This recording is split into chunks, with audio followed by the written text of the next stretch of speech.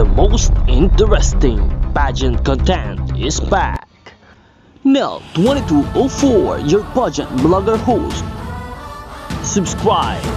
Magandang araw Pilipinas and good news! Finally, nakuha ni Miss Philippines Earth Iliana Marie Aduana ang pagkapanalo bilang Miss Bikini 2023 sa Miss Earth 2023 competition. Natapos na nga ang botohan at nagpasalamat ang ating kandidata sa walang sawang suporta ng lahat ng mga Pinoy pageant fans sa pagboto sa kanya bilang Miss Bikini 2023.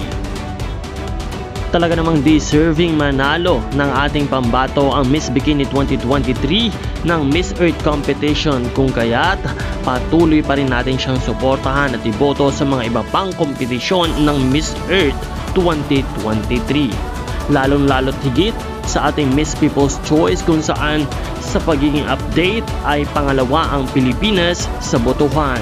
Patuloy natin siyang iboto sa Miss People's Choice Award para automatiko makapasok sa top 20 semi-finalist. Muli, maraming salamat sa inyong panonood at patuloy nating umantabay sa susunod na mga video and update ng Miss Earth competition hanggang sa Grand Coronation Night.